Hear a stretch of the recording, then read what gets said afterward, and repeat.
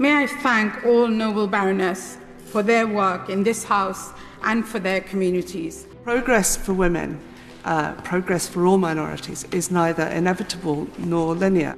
The girls of today are our scientists and engineers of tomorrow, and our economy needs them.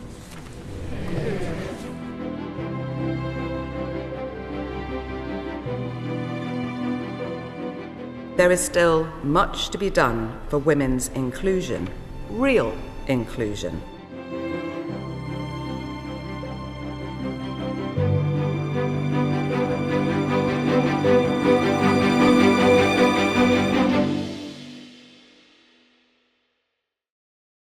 Hello and welcome to a very special Learn with the Lords question time. Now, Women's History Month is all about celebrating the incredible contributions that women have made to history, culture and society. So I'm thrilled to say that a bit later on we're going to be joined by Baroness Brenda Hale, who's been a member of the House of Lords since 2004 and was the first woman to be President of the Supreme Court in 2017. But firstly, we're heading up to meet Mary Takayanagi, who's an archivist and historian here at Parliament, and she's going to be sharing some of the amazing archives related to the first women to enter the House of Lords from 1958.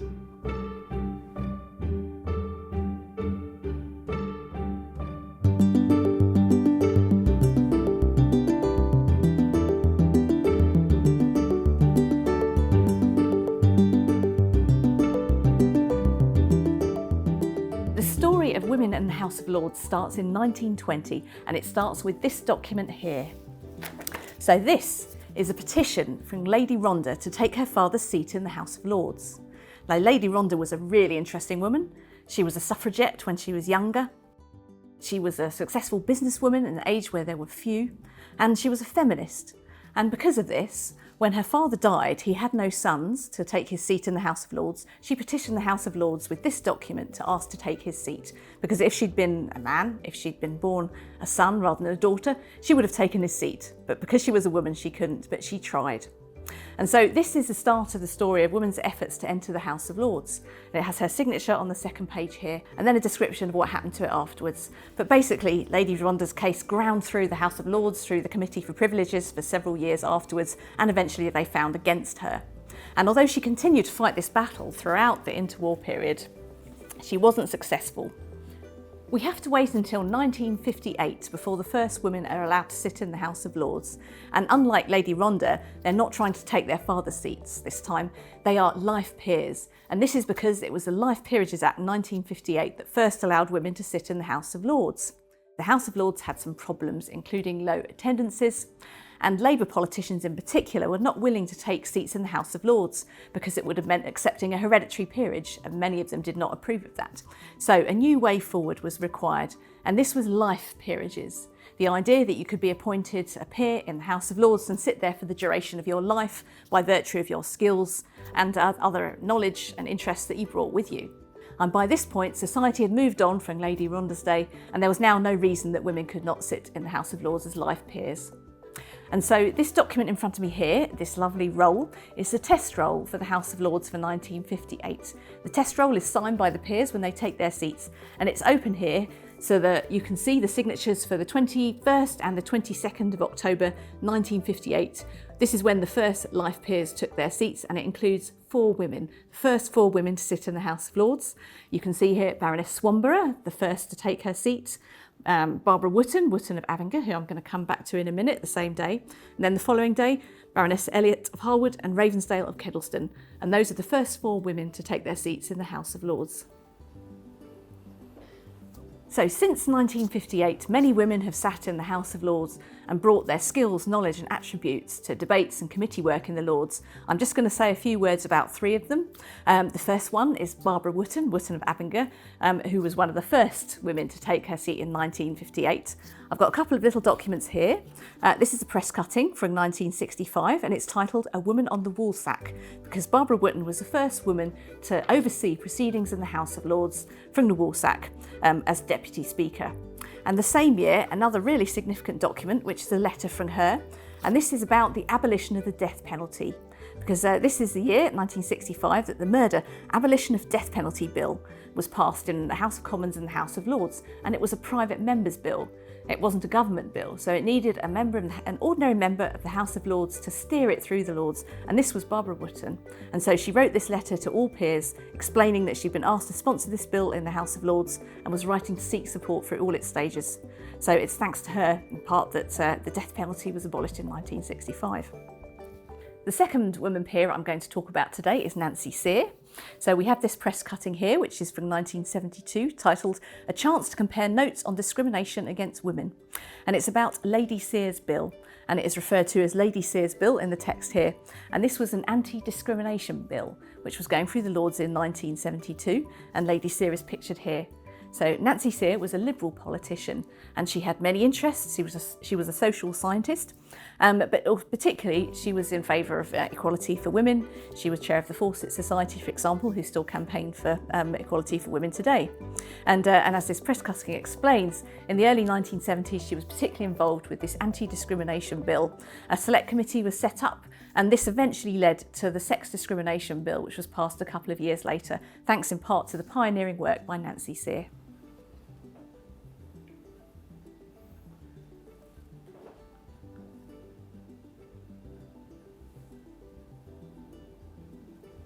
The third woman peer I'm going to talk about today is Priscilla Tweedsmuir, Baroness Tweedsmuir of Belheavy, who became a life peer in 1970. Before that, she was an MP for 20 years, and this very lovely photograph we have here is from her days as an MP, showing her sitting studiously at a desk with huge piles of paper.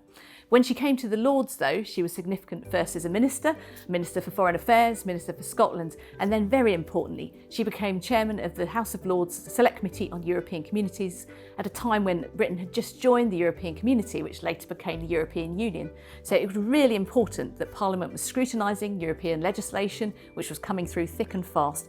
And she became the chair in November 1974, and it was a huge task. The European Communities Select Committee had a vast number of subcommittees and all set up to investigate different subjects, and she was the one overseeing it all, chairing it, making sure that legislation was scrutinised in the House of Lords properly. This enormous wad of papers here was just the first few months of her work, and she remained chair of the European Communities Select Committee until she had to resign through ill health in 1977, and she died the following year.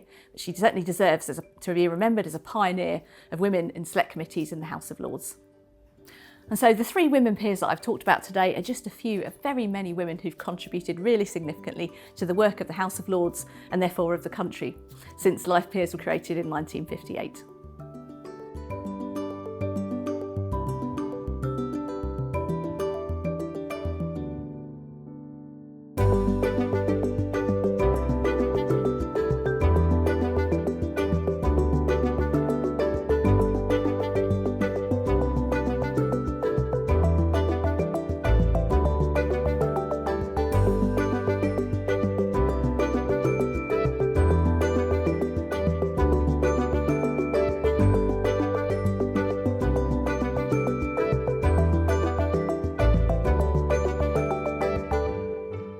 Welcome back. We really hope you enjoyed visiting the archives and meeting Mary and seeing all those amazing archives related to the first women in the House of Lords who took their seats from 1958. Now, the theme for International Women's Day 2024 is Inspire Inclusion. So we are absolutely thrilled today to be joined by Lady Brenda Hale, who is a Baroness in the House of Lords and has been since 2004. Now, Lady Hale has been an advocate for gender equality throughout her life. In a legal career spanning nearly 60 years, Lady Hale was the first woman and the youngest person to be appointed to the Law Commission, whose role it is to review and develop our laws. She then went on to be the first female Law Lord in the House of Lords in 2004, and then the first woman Deputy President and then President of the Supreme Court, which is the highest court in the UK. Lady Hale, thank you so much for joining us today. We've got lots and lots of questions for you submitted by schools from all across the UK about your life and career. So we'll start at the very beginning. So you spent much of your early life in North Yorkshire, where your father was the head teacher at a grammar school, and where you tragically lost your father to a heart attack when you were 13. Your mother supported the family as a head teacher of the local primary school. What impact do you think those early years have had on your career? Oh, every impact, just about everything. Firstly, My parents were both teachers. They believed in education. They had 3 daughters. They believed in equality for women.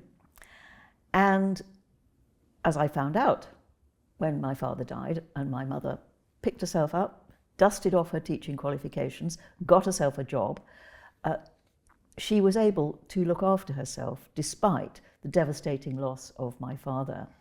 And that taught me resilience, independence, the importance of getting qualifications and being able to look after yourself if you had to. Thank you very much.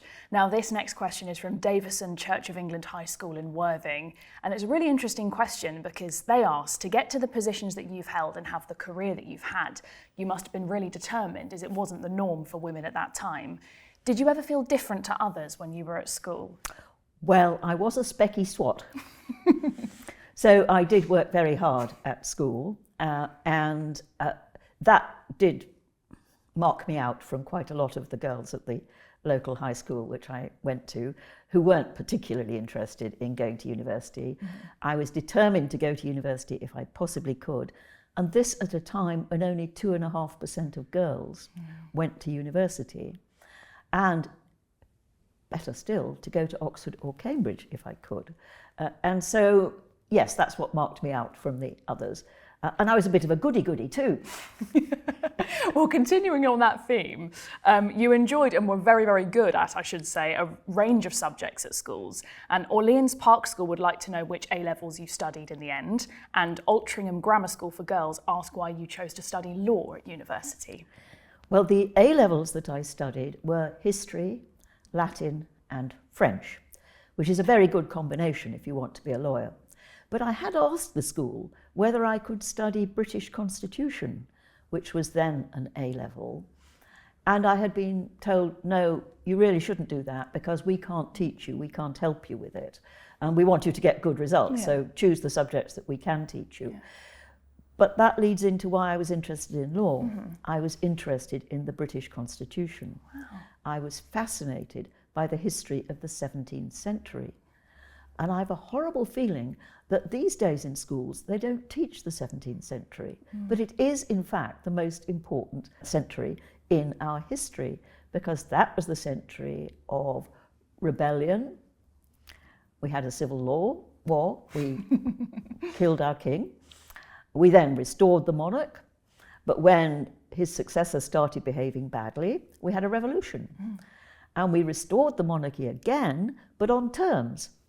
You know, that William and Mary would actually respect the powers of Parliament, not try and dispense with or change the laws without parliamentary consent, etc., etc. And that is the foundation of our modern constitution. Yeah, absolutely. It's mad to think that it was a whole A-level British constitution back then, because students watching who are studying politics, I know you do the constitution as part of your course, but it used to be an entire A-level, so how about that? Now, Windsor College tell us that you were one of only 6 women in your year at Cambridge studying law. And when you were completing your 12-month pupillage to qualify as a barrister, your pupil master had very particular views on women's roles in society. And you remember him saying that women should stick to caring roles, such as medicine, but not the bar, because that's considered a fighting profession and therefore not appropriate for women. Turing House School and Maiden Early School would like to know if you think that the situation for women at university and in their early career stages has improved since then. Oh, out of all recognition. I go to a lot of universities around the country talking to groups that are mainly students, and just about every university in the country has a law school, and most of the students in those law schools are women. And entering the legal profession, about 60% solicitors, about half and half barristers. So yes, there are loads of women in the law. It's a career that women tended to go into. You know, they started as teachers, then nurses, then doctors, and then they went into the law. Yeah. That's fantastic to hear, thank you. So we'll move on to some questions now about your early years in the House of Lords and in the Supreme Court. So you first entered the House of Lords in 2004 in an interesting position as the first and now only woman to be a law lord. For anyone watching who might not know, what was your role as a law lord? Well, it wasn't a parliamentarian, it was a judge, because the House of Lords was the top court for the whole United Kingdom, not only England and Wales, but Scotland and originally Ireland and now Northern Ireland too. And this had grown up over the centuries, but eventually the non-lawyer members of the House of Lords were not allowed to vote on the outcome of appeals. That was from the middle of the 19th century. Okay. And so only the lawyer members could do so, and they didn't really have a lot of lawyers. And so in 1876, they created the first life peers, or non-hereditary peers, who were called Lords of Appeal in Ordinary. They were called in ordinary because they were paid. They were paid what was thought to be an eye-watering salary in those days, something like £5,000. But so we were the first people who were non-hereditary members of the House of Lords. And we were turned into life peers very shortly, so that even if we stopped sitting as a judge, we could continue as members of the House. But our basic role was to be a judge in the highest court in the land. And many of us didn't play any part in parliamentary business at all. Some did, because they could, but we didn't have to, and we mostly didn't. We were a court. Right. Oh, that's so interesting. I hope that's clarified that for everybody watching. So to move on a little bit, in 2009, the Supreme Court replaced the House of Lords as the most important law court in the UK. And then following a time as Deputy President, you then became the first woman to be President of the Supreme Court in 2017. So for those of us, including myself, who have never studied law, could you please tell us what this role involved? Well, I suppose I should first say what the role of the Supreme Court was. Yeah. And as I said, it was the top court for the whole United Kingdom. And it was an appeal court, so it only took cases on appeal as a general principle. And it only took cases which it chose, which raised difficult points of law of general public importance. So something to which the answer wasn't clear. Okay. And people will be surprised to know that there's quite a lot of law to which the answer isn't clear. And it has to be a point of law, so we didn't decide facts. Somebody else had decided what the facts were. We took the facts decided in the lower court as given. So difficult point of law of general public importance, which means that it matters to a lot more people than the simple parties to the case. So that was the role of the court. As president, you are presiding over the judges, and there are 12 judges, so that's 11 other extremely able, extremely independent-minded, extremely determined people. And so managing them a bit. It's nothing like the job of Lord Chief Justice, for example, of England and Wales, because the Lord Chief Justice is top judge who is responsible for the justice system in England and Wales. Right. I was only responsible for the Supreme Court, which is a small organisation that sits on top of the justice systems of England and Wales, Scotland and Northern Ireland. Right. So it wasn't a big administrative job, but it was quite a big job in the law and in, I suppose, attempting to lead this group of very brilliant people. Yeah, sounds very, very challenging. Thank you very much. So to move on to a question from Ashton Sixth Form College, they'd like to know what the differences are in role between the Deputy President and the President, seeing as you've held both positions. Well, unusually, it's very often the President has been Deputy President. That's not invariably the case, but it's very often the case. Well, the Deputy helps the President. Helps. One of the roles of the President is to approve the allocation of cases to panels of justices, because we have 12 justices and we normally sit in panels of 5, although we could sit in panels of 7, 9 or 11. It's got to be an uneven number. And the registrar works out a draft of who's going to sit on what case, but it's a role of the President and Deputy President to approve that. And so the Deputy President helps with that.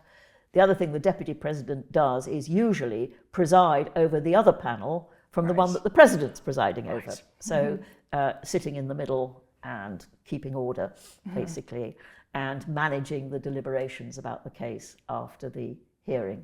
in a court. So similarly, if you've got a head girl or head boy at school and then a deputy, it sounds like it's the similar sort of levels of power there. Thank you, Ashton, sixth form. So now Yarm School, it's a question from you now, and they'd like to know if you think the Supreme Court is able to hold the government to account more effectively now that it's a physically separate establishment from Parliament. Well, can I say hello to Yarm School? Yes, please do. Because it's quite local to my hometown of Richmond in North Yorkshire, and I have been and done an event there, which was all great good fun. And so this is a very interesting question, because in a way, technically, the courts don't hold the government to account. That's Parliament's job. But technically, what the courts do is decide, in particular cases, whether what the government has done is lawful or not. And there has been no difference to that role because of the move from the House of Lords to the Supreme Court. So I think my answer to the question is no. It's a job that we have always done. For centuries it's been done. It has developed, it's got more complicated, it's got more prominent over my lifetime. I think we may come back to that. But it isn't any different.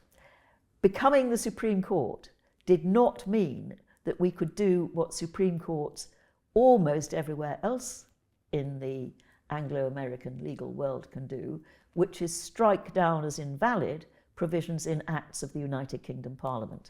We can't do that. We didn't get that power. We don't want that power. But it makes us different from all the other Supreme Courts. Right, thank you very much. And thank you, Yarm School. That was a really interesting question. So Westminster Kingsway College, we'll move on to a question from you now, because they'd like to know, this is a really interesting one, how the UK judiciary has changed over the course of your career, and particularly if the relationship between the judiciary and the executive has shifted. Well, that comes back to what I was saying before, the second part of the question.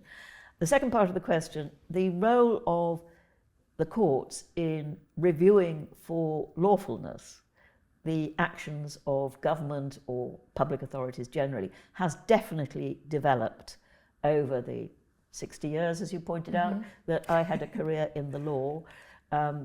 And it particularly developed when we had the Human Rights Act, because that added to the circumstances in which the actions of public authorities might be unlawful.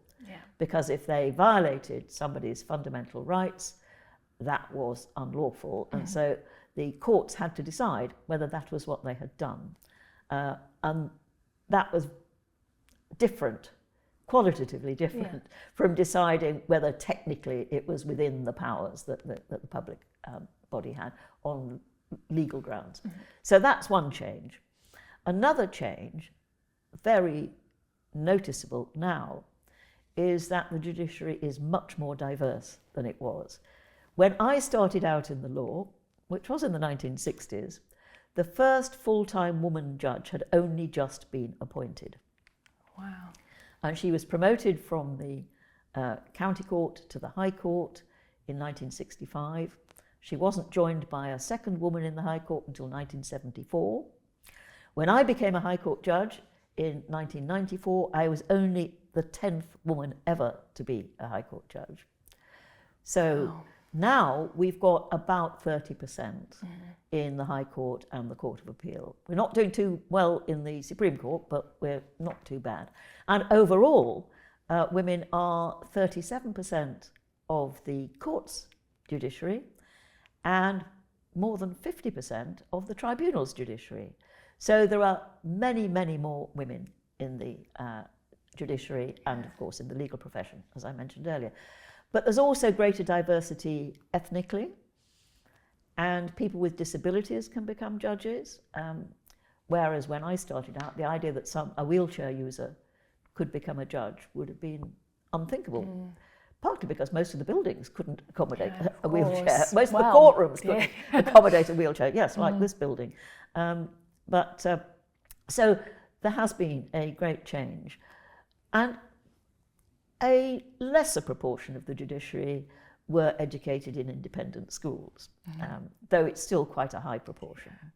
And I think a lesser proportion of the higher judiciary educated at Oxford or Cambridge, although it's still a high proportion. Yeah. Well, there are reasons for that, obviously. But Now, that's really heartening, particularly given the theme of International Women's Day this year is Inspire Inclusion. So to move on for a question from St Mark's Catholic School in Hounslow, they'd like to know, this is really interesting, this one, how you've dealt with the moral burdens surrounding some of the sensitive cases that you've heard in your career. that is a very interesting question. Of course, as a lawyer, you are deciding cases according to what the law says. And sometimes the law coincides with people's views of what's morality, and sometimes it doesn't. And we have to stick with the law. But I think the most difficult questions that I had were when I was a family division judge. So I was deciding the facts and then deciding what, in the light of those facts, should happen to the people in this family. You know, it was usually whether children should stay with their families or be taken away and put into care, possibly adopted, or whether children who'd been abducted from another country should be sent back to that country, or whether if a family had split up, what the arrangements for the children should be. Those are all part of the questions. Sometimes it was about what the family would have to live on and where they would live. And sometimes it was about the need for immediate protection from abuse within the family. So a lot of cases involved abuse one way and another. And that, of course, does involve quite difficult moral questions as to what is abuse and what isn't abuse. And trying to understand things from the point of view of that family while applying external standards to that family was the most difficult, I think, of all my judicial career. Yeah, it's a huge responsibility. It must have been really challenging. So this next question was a really popular one, and it was submitted by Orleans Park School, Yarm School again, and Westminster Kingsway College, because they'd like to know which was the most significant and or challenging case you faced in your time at the Supreme Court. Well, it has to be the prorogation case, has it not? I mean, there were many significant cases that probably had more significance for more people than that one did.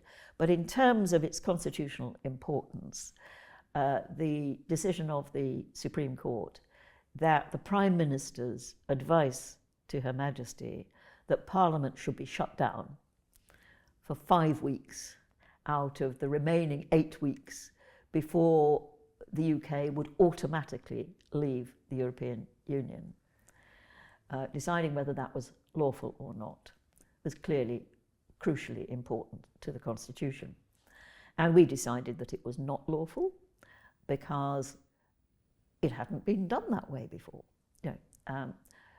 We couldn't rule out that there might be good reasons to do it, but we had not been supplied with any good reasons to do it. Right. And we could see plenty of good reasons not to do it, because Parliament was busy preparing, for that deadline. And Parliament had lots to do in preparation for that deadline. So to shut them down without a reason, and we weren't told the real reason, we could maybe guess about it, but we weren't told it, clearly seemed to us to be outside the bounds of the power to suspend Parliament, which normally is only used for about 3 to 5 days in the run-up to the King's speech, as it now is, before a new session of Parliament. So that must be the most important case. Yeah, absolutely. So we'll move on now to some questions about the House of Lords. Because although you joined the House of Lords as a law lord, you've got quite a complicated relationship with the House of Lords, really, joining as a law lord in 2004. And then since the Supreme Court separated from the House of Lords, as we've already talked about, you've been a life peer. And as we know from Mary, women have been able to be life peers since 1958. So the role of the House of Lords, as we know, is to scrutinise the work of the government and suggest changes and amendments to draft laws. And we'd like to know what you're hoping to focus on as a member of the House of Lords now that you've retired as a judge. Well, it was very amusing last term because I had joined the House of Lords in January 2004, but I had played no part in parliamentary business while I was there as a law lord, because I didn't think it was appropriate so to do. And then for the 9.5 years or whatever it was that I was in the Supreme Court, we were disqualified from playing any part in the business of the House of Lords. And then I retired in January 2020, and guess what happened in March 2020? I think I remember. You know, COVID happened, lockdowns happened, and the business of the House of Lords was drastically changed as a result. It carried on. I really admired the arrangements that they made to carry on. I think they were more effective than those in the other place, dare I say so. But I didn't feel that that was an environment in which I wanted to dip my toe into the water. And so it's only very recently that I felt it's about time I did dip my toe into the parliamentary water. And so I made my maiden speech in November last year. I was determined to get it in before I'd been a member of the House for 20 years. Yes. That was appropriate. I made my maiden speech in a debate initiated by a Lib Dem peer on the mental health needs of children and young persons. I've been interested in mental health law all my professional life, and so that's where I made my maiden speech. And so that's something that I would hope to be able to contribute on. And of course there are some serious rule of law issues going on at the moment. There is this bill which is currently in the House of Lords, but will be sent back to the House of Commons probably next week, which is the Safety of Rwanda Bill.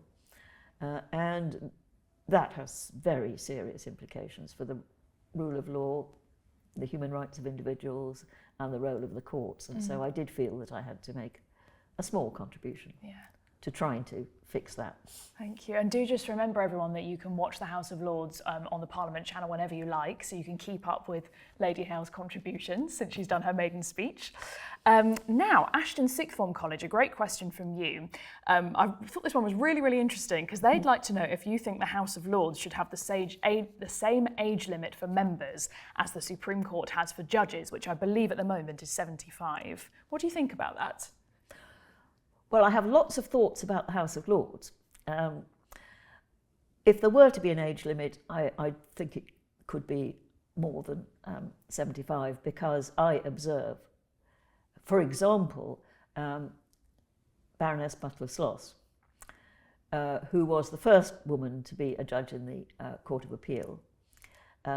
She wasn't ever a law lord, but she became a life peer after she retired as a judge.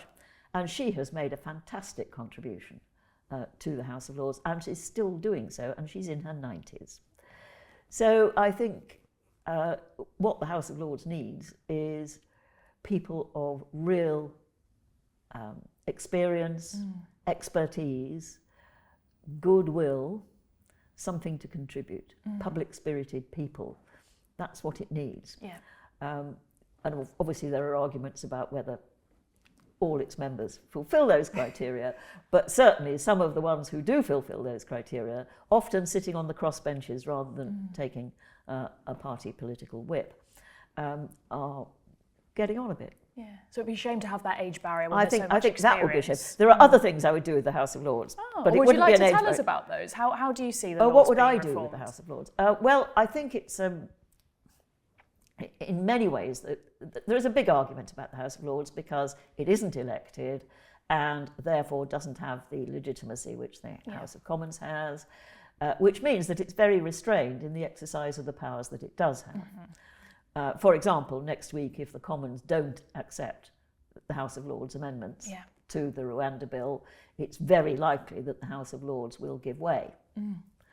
It's not inevitable because they could insist, in which case the Parliament Act allows a process for the House of Commons eventually to get its way, but it would take a long time.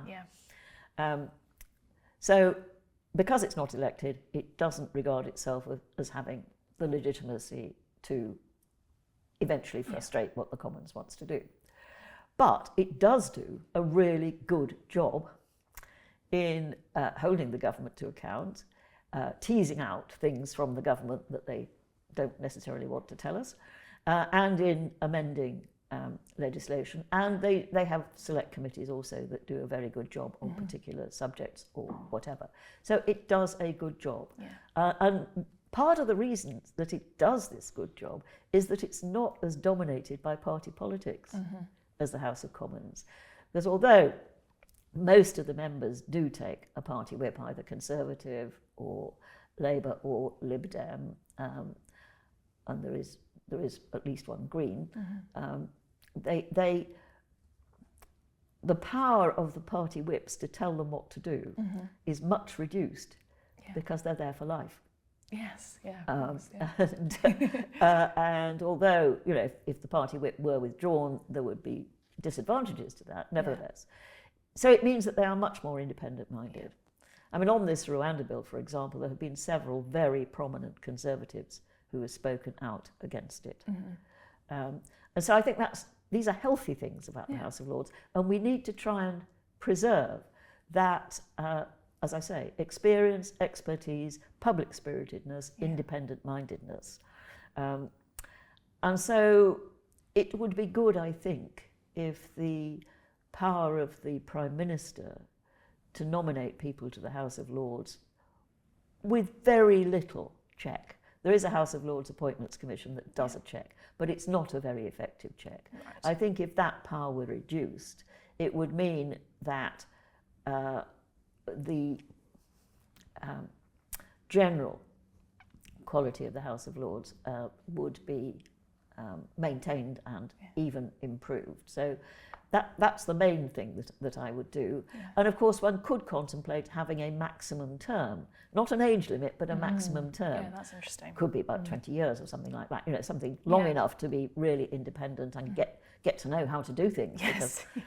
It's a very weird place. You know, if people watch, you know, you've got to get to know how to be effective. Yeah, of course. So I think things like that could be done, and they could be done without really seriously challenging the House of Commons. So that's what I do. Yeah. I mean, people say let's get rid of the remaining 92 hereditary peers, but they have all been chosen, sometimes by the whole House, sometimes within the party, it depends. And they are those committed, public-spirited people. And for example, the convener of the crossbench peers at the moment is a hereditary Earl. And he's doing a brilliant job. So I'm not sure about getting rid of them. And similarly, I'm not sure about getting rid of the bishops. Okay, that's interesting. Because one could possibly reduce the number of bishops, because 26 Anglican bishops in the House of Lords is really quite a lot. And one would want to make way for faith leaders, more faith leaders from other groups. I mean, very frequently the leader of some of the major religions is appointed, but it would be quite good to have more room for that. Yeah. So I think one could reduce, although I'm an Anglican and I admire the bishops quite a lot, I think one could probably reduce their numbers. Right. So there are small things that could be done that would improve its effectiveness at doing the job it already does. Brilliant. Thank you. So some really great points about House of Lords reform there for you politics students, and a mention of the Parliament Acts, which is a key part of the course as well, as we know. So to move on to our final set of questions about women in law and politics. So as we know, today's event is to mark Women's History Month and International Women's Day. And as we know, Brenda, you've always advocated for gender equality. And the motto on your coat of arms is women are equal to everything. And Ashmole Academy would like to ask, why is it important for women to be equally represented in law and politics? By equally, I don't mean 50-50. I think 60-40 either way, you know, would be good, but substantially represented. Now, I can easily answer that question in relation to the judiciary, because there are 4 reasons why we need a more representative judiciary. One is democratic legitimacy. People have got to believe that the courts are their courts. You know, that the courts are there for them. You know, to do things for them as well as against them, which people don't always realise that that's what they're for. And they're less likely to feel that if they can't see people like them as judges in the courts. Also, they may not be as good, you know, at understanding where everybody is coming from if they come from one narrow section of society. So democracy and legitimacy is one. The look of the thing is part of it, because the values of the law are justice, getting the right result, fairness, doing so in the right way, and equality, treating everyone equally. Yeah. And if the bench doesn't embody those values, it's difficult for people to realise that the law and the justice system embodies those values. Then there's equality of opportunity. I told you, all those bright young women going into the law these days, they should have the same opportunity to progress to the top as the men do. Absolutely. And then the final reason is that just occasionally diverse courts make better decisions than non-diverse courts. It improves the quality of justice. I could go on about that because I could give examples and so on, where I think my experience as a woman made an improvement to the legal outcome of the case. So those are all good reasons for women to be equally represented in the law. And I think they probably apply almost as much to politics. Certainly legitimacy does, certainly the look of the thing does, and I would say, and equality of opportunity, and indeed better decision making. Yeah, absolutely. Just to circle back, could you give us an example of a case where you feel the fact that you're a woman has led to a better outcome? I could give you several examples, but the one I usually give, because it's very easy to get your head round, is what does violence mean? What does the word violence mean? Now, men tend to think of it as meaning hitting or threatening to hit, whereas women know that they can be intimidated by many other forms of violence and abuse, you know. And so can the word violence be interpreted to include what we would now call coercive control, the other ways in which women are dominated and made to do things that they don't want to do? And we had a case where we decided that violence was not limited to hitting and threatening to hit. It could include those wider forms of abuse by which people are controlled. And I think that was definitely a woman's point of view, eventually persuading the men. Yeah, so important to have women's voices in cases like that. Thank you for that. So to move on to a question from Ashton Sixth Form College and Denny High School Feminist Society. Hello to you. They'd like to know what more can be done by both government and in wider society to encourage girls to enter male-dominated fields such as law and politics. Well, as I said earlier, I don't think that law is male-dominated anymore. I think that plenty of the young women who are watching this will think, oh, yes, law sounds like quite a good, interesting thing to do. So I'm not sure that anything more needs to be done other than people like me coming along and doing things like this so that I can share experiences which will encourage young women to think that, yes, this is something not only that I can do, but I want to do, and that I would enjoy doing, because I think that's the main thing.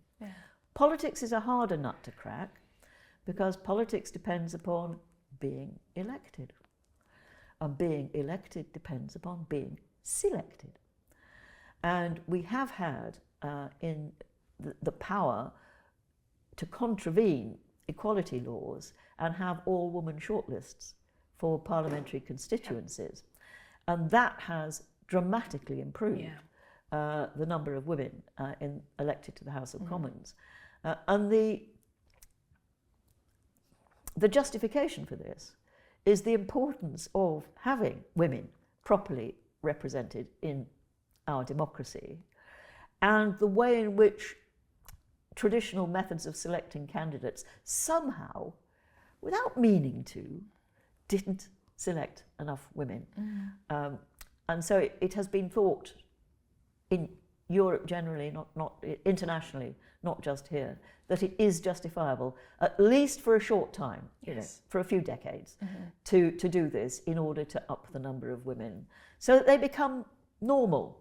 Yeah, exactly. You know, not a curiosity. Yeah. And they don't have to worry about things like how they dress or how they look or how they present, because they can just get on with being a good politician and a good parliamentarian. So yes, things do still need to be done on the elections front. Absolutely. It was a good point about how women are scrutinised in the media for entirely different reasons to men, such as appearance and other different factors as well. So to move on to a question from a home education group in Swansea, hello to you. They'd like to know, what do you think is the most important contribution made to the House of Lords by a woman? And are there any positions in the House of Lords which a woman has not yet held? Really interesting one. Yes, that's really interesting. And I thought about it very hard.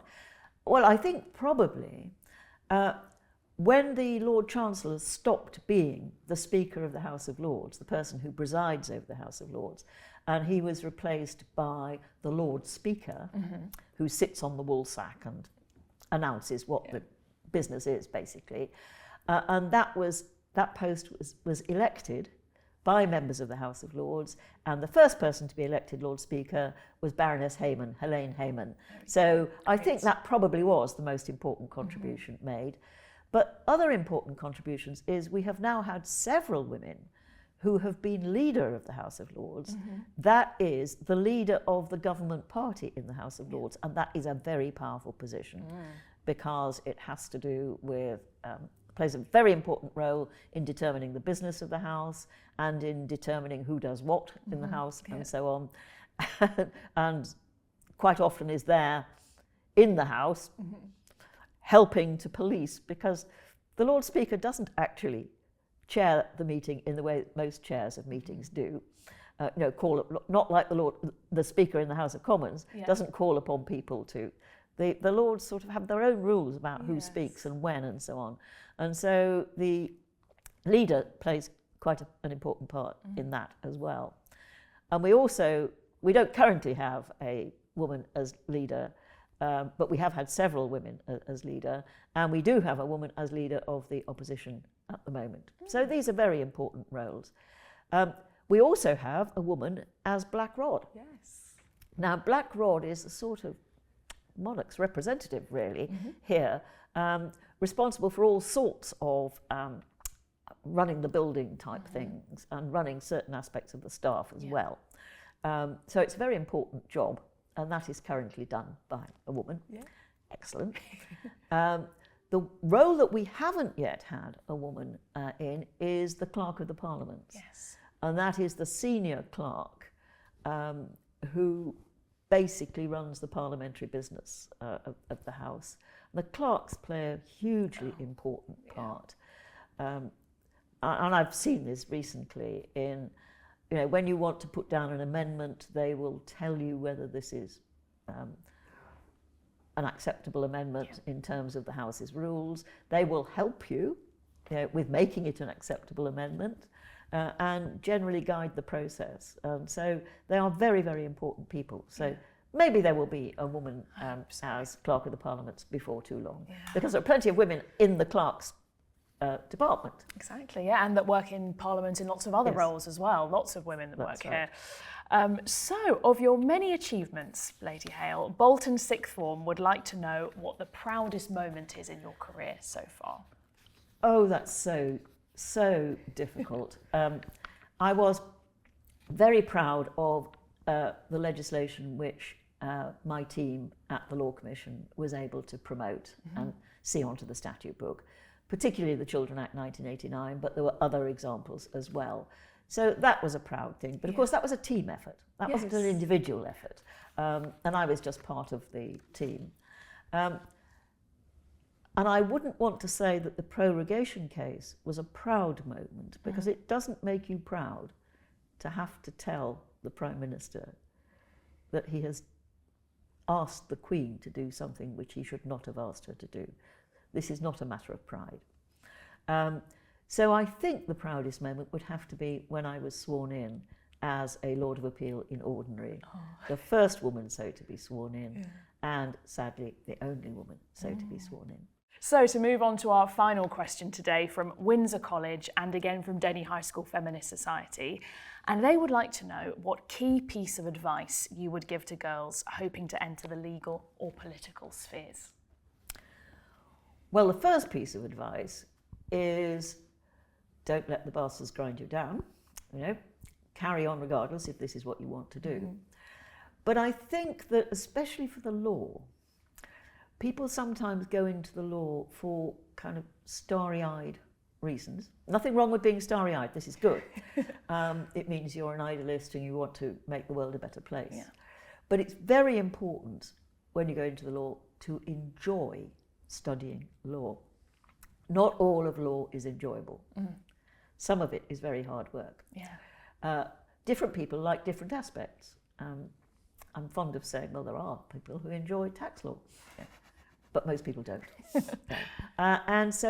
But you need to find enough in your studies to enjoy it, because then you'll work hard at it. And if you work hard at it, you'll be the best you can be at it. And so it's a virtuous circle. Enjoy, work hard, be good. Enjoy, work hard, be good. Whereas if you hate it, can't be bothered to work, be bad. That's a vicious circle. And I saw plenty of law students, for whom that sadly was the case in the course of my career as an academic. So those are the two things I would say. Don't let anybody put you off if this is what you really want to do. And another thing possibly is take the interesting opportunities that come your way. If I hadn't taken the Law Commission opportunity when it came my way, and it was a scary thing to do because it meant a move from Manchester to London, it meant all sorts of things that disrupted my life. But I hadn't done that, I would never have become a full-time judge, and I would never have become the first woman law lord, etc.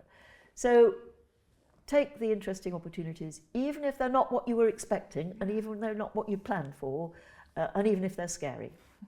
So. Thank you. That is a lovely message to end on. Thank you so much, Lady Hale, for joining us. That was absolutely fascinating. And thank you for answering all the questions submitted by all of you watching. We really hope you enjoyed today's event, and we'd love to know what you thought. So we're dropping a link to a survey in the chat as we speak, and do drop us an email at learnwiththelords@parliament.uk. But if you'd be interested in meeting a member of the House of Lords, either online or in person, there's so many other opportunities for you to get involved. So do just visit our website for more details on those. Thank you all so much for watching, and goodbye.